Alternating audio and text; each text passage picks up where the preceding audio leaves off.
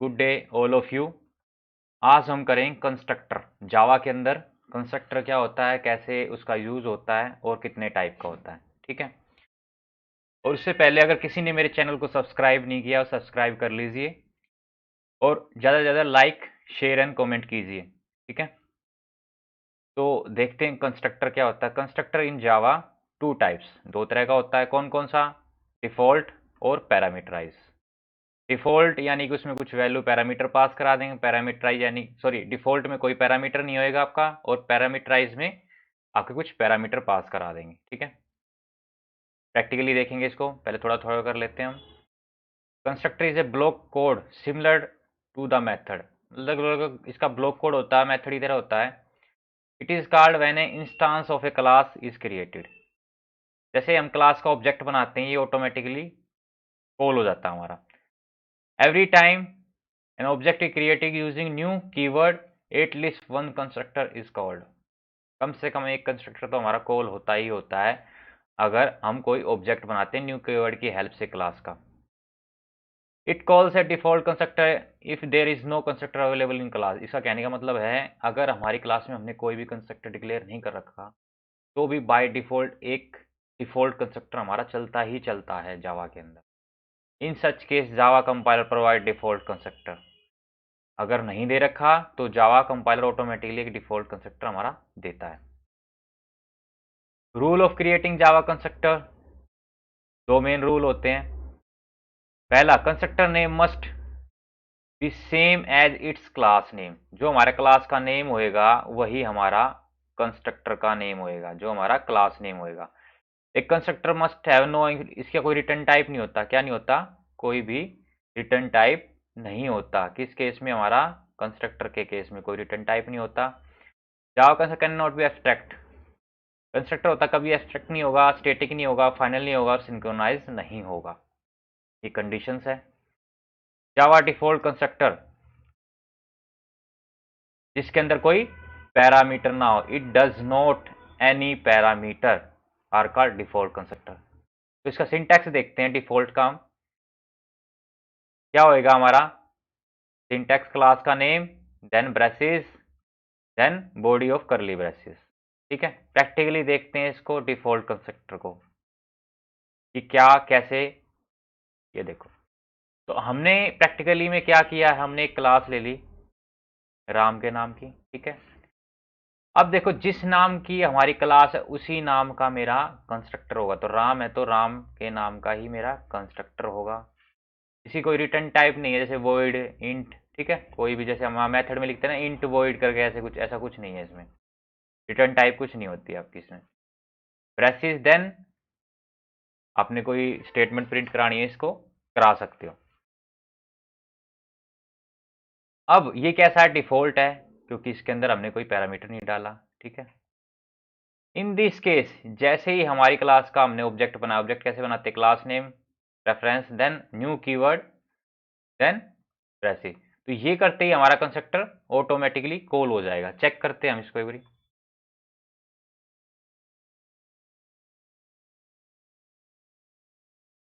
Constructor आपका राम। ठीक है, चल रहा है। जितनी बार हम कॉल करेंगे, मान लो एक बार और कॉल कर देते हैं, एक बार और ऑब्जेक्ट बना देते हैं इसका हम। मान लो मैंने B1 और बना दिया। ठीक है।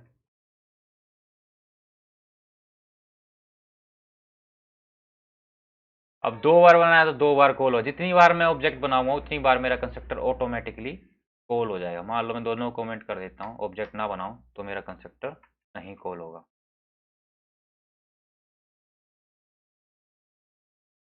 ठीक है। कोई आउटपुट नहीं है। तो जैसे ही मैं कोई ऑब्जेक्ट बनाता हूँ कंस्ट्रक्टर के केस में, तो मेरा कंस्ट्रक्टर कॉल हो जाता है जैसे ही कोई ऑब्जेक्ट बनता है क्लास का। ठीक है। ये आपका डिफॉल्ट कंस्ट्रक्टर है।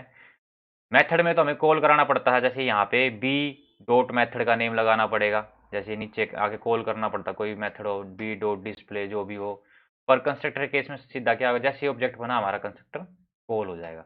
तो ये तो था आपका डिफॉल्ट कंस्ट्रक्टर का एग्जाम्पल। इसको मल्टी लाइन कमेंट करके छोड़ देता हूँ। नीचे आते हैं हम, आगे के लिए पैरामीटर के लिए पढ़ते हैं। ये तो डिफॉल्ट की डेफिनेशन थी। अब पैरामीटर पे आते हैं। पैरामीटराइज कंस्ट्रक्टर क्या कहता है? पैरामीटराइज कंस्ट्रक्टर हमें ये कहता है, एक constructor which have a specified number of parameter, जिसके स्पेसिफाइड नंबर ऑफ पैरामीटर्स हो, called parameterize constructor. Specified number of parameter कैसे? मान लो हमने कोई क्लास ली, क्लास के कुछ वेरिएबल्स डिक्लेयर कर दिए, इन टाइप के आईडी और स्ट्रिंग। अब कंस्ट्रक्टर बना रहे हैं। कंस्ट्रक्टर क्या? सेम नेम और क्लास नेम। स्पेसिफाई पैरामीटर, कुछ पैरामीटर ले लिया। अब देखो यहाँ पे इंट आई और स्ट्रिंग एन, तो ये कैसा हो गया? Parameterize constructor. यानी कोई पैरामीटर जिसमें पास करा देते हैं तो वो कैसा होता है? Parameterize constructor. अब ये वैल्यू पास कराइए, इनको इनिशियलाइज कराना जरूरी है। क्यों जरूरी है अभी बता देता हूँ। जैसे आई और एन की वैल्यू है, जब भी कंस्ट्रक्टर कॉल होगा आई और एन को कुछ वैल्यू मिलेगी, पर ये हमारे लोकल वेरिएबल हो गए, तो ग्लोबली वैल्यू पास आउट कराने के लिए हमें, जैसे आई को जो वैल्यू मिली हमने आईडी को दे दी, आईडी ग्लोबली हो गया।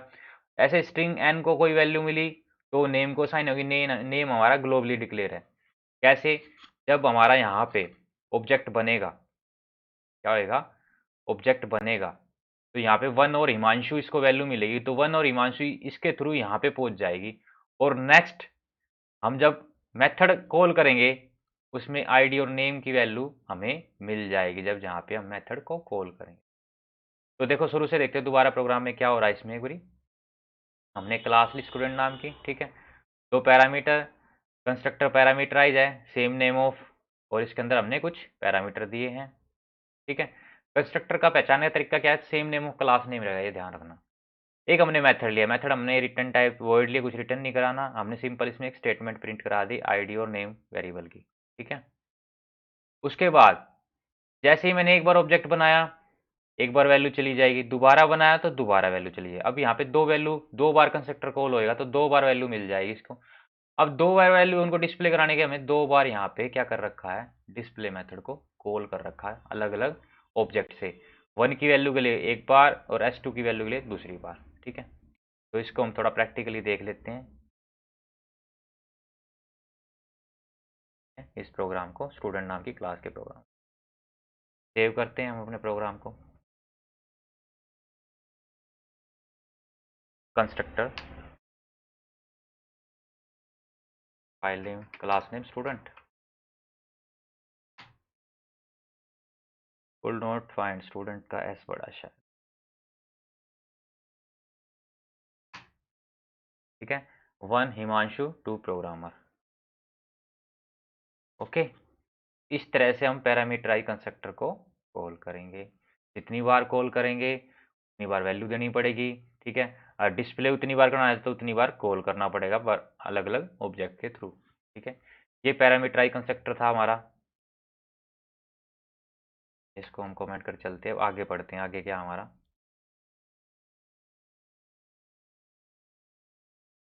अब कंस्ट्रक्टर ओवरलोडिंग की बात आती है। कंस्ट्रक्टर ओवरलोडिंग का मतलब क्या होता है?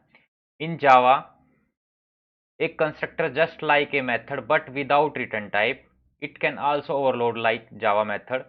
ओवरलोड कैसे करते हैं इसको? Constructor overloading in Java, it is a technique. क्या है technique?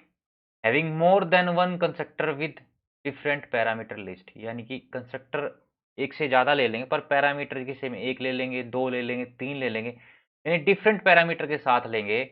They are arrange in way that constructor perform different task, जो constructor different different task perform करे। They are differentiate of the compiler by the number of parameter in the list of their types, यानी कि ऐसे constructor जिनके parameter different different हो, वो क्या होते हैं? कंस्ट्रक्टर ओवरलोडिंग का कंसेप्ट फॉलो करते हैं। तो हमने यहाँ पे एक क्लास ले ली, किस नाम से? आपकी ओवरलोड के नाम से। यहाँ पे हमने वही पैरामीटर डिक्लेयर किए तीन। अब यहाँ पे देखो same name of class name, यानी कंस्ट्रक्टर है, कैसा है? पैरामीटराइज, दो पैरामीटर ले रखे हैं, ठीक है, दोनों को साइन करा दी। एक और कंस्ट्रक्टर ले लिया, यहाँ पे कितने पैरामीटर ले रखे? तीन ले रखे। अब ये यहाँ पे देखो ओवरलोड कंसेप्ट हो रहा है, different constructor with different parameter of list, ठीक है। Different constructor with different parameter of list are called constructor overloading. यहाँ पे 2 है, यहाँ पे 3 है, तो यहाँ पे क्या कौन सा कंसेप्ट फॉलो हो रहा है, हमारा कंस्ट्रक्टर ओवरलोडिंग का कॉन्सेप्ट फॉलो हो रहा है। डिस्प्ले में हमने क्या किया है, पैरामीटर्स को सिंपली डिस्प्ले करा दिया। इन दिस केस एक बार मैंने 2 कंस्ट्रक्टर के थ्रू ऑब्जेक्ट बनाया है, यानी कि हमारा पहले वाला कंस्ट्रक्टर यानी कि ये कॉल हो रहा है जिसमें हमारी आईडी और नेम है। दूसरे ऑब्जेक्ट बनाया जब मैंने 3 पैरामीटर के साथ कॉल कराया तो मेरा ये वाला कंस्ट्रक्टर कॉल हो रहा है 3 पैरामीटर।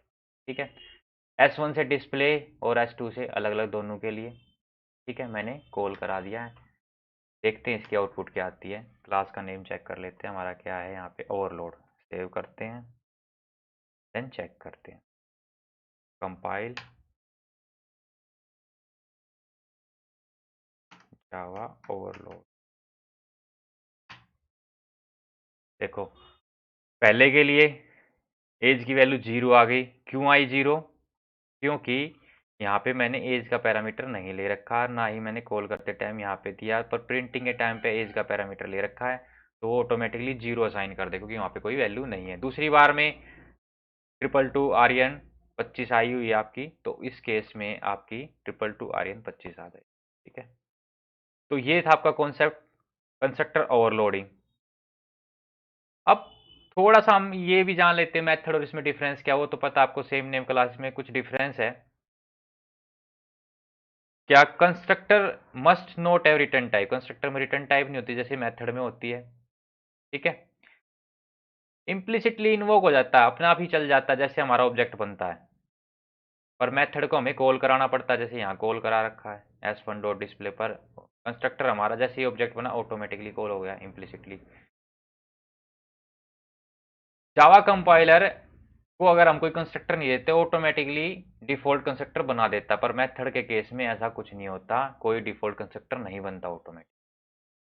ठीक है, कंस्ट्रक्टर का नेम है वो same name of class name होना चाहिए, पर मेथड के केस में ऐसी कोई पॉलिसी।